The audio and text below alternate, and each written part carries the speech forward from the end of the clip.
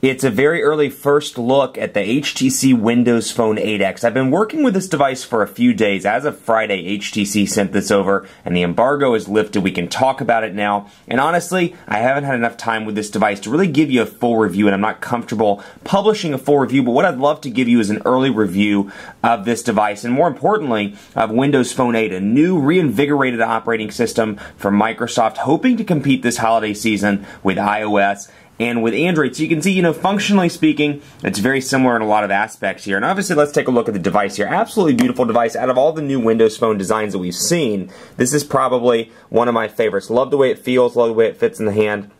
You can see the micro USB charging port at the bottom, a new Windows Phone button along with back and search, a 3.5mm headphone jack, 8-megapixel camera on the back, and then, of course, HTC logo. So a beautifully designed piece of hardware. This is not optimized for AT&T or any of the other carriers for that matter. This is an international device, so you're only getting HSPA Plus at max. And you can see my my preview here. And this is something cool we'll talk about in just a second. I have a preview for one of my emails coming in. And, of course, all the little things down here at the bottom letting me know that I have emails in my various accounts and emails, of course, text messages, missed calls, voicemails, things like that, all down at the bottom. So like I said, functionally speaking, it looks very similar across the board. Some of the customization features I love in Windows Phone 8, though, things I've talked about for months in Windows Phone 7 videos, they're finally making available over here. For example, press and hold here on American's application, for example, and you can change around the overall size of it from large to small. And then when you get into some of the more core ones, for example, calendar, I can come out here, I can make it small,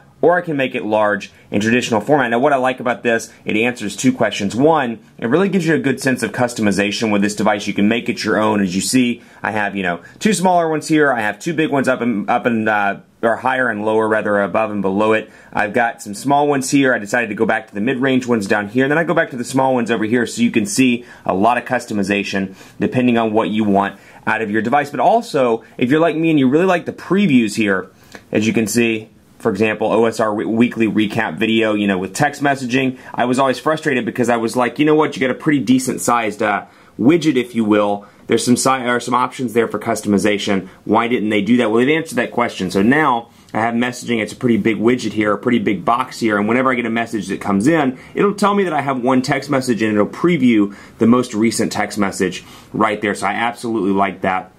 Little features like that. And of course, you can see I have 3 emails in this particular Outlook address. If I expand that out, it'll tell me which address that is, and I can possibly get some previews there as well. And of course, local scout notes. So obviously, and of course another Outlook account and alarms and more. So let's take a look at those customizations just to show you some brief differences here between the older version Windows Phone 7 and the newer version Windows Phone 8. So theme, for example, totally changed here. You've got a bunch of different accent colors you can choose from, not just the typical 7 or 8 or whatever it was on Windows Phone 7. I can go in here to orange, for example, and change that around if I see fit. And this is actually an HTC widget that comes with the 8X rather.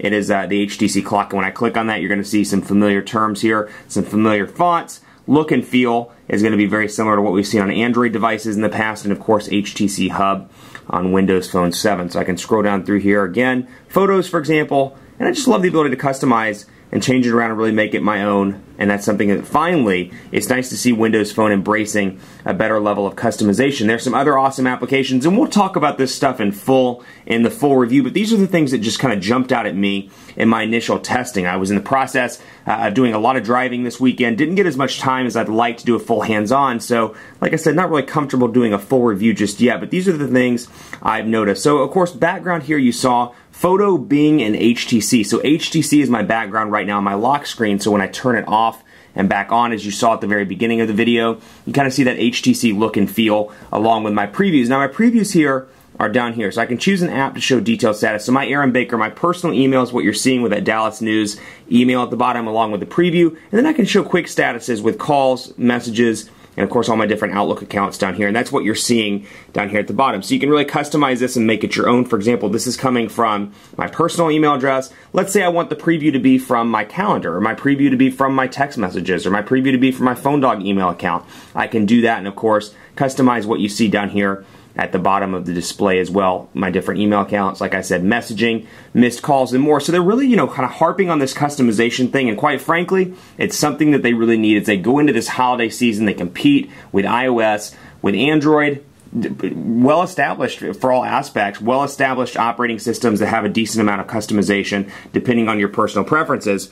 And I think that's something they need to compete. Also, you'll notice Store, a rebrand from what it was before. It's now Microsoft Store, and it's easily accessible down there. And I can come in here, and you can see pretty familiar layout, but nice to see it rebranded. And of course, some enhanced search stuff in Bing as well. So I can go in here to Bing and take a look, and we can go in and let's say app. We'll search app, and I can come in here and find local. I can find media.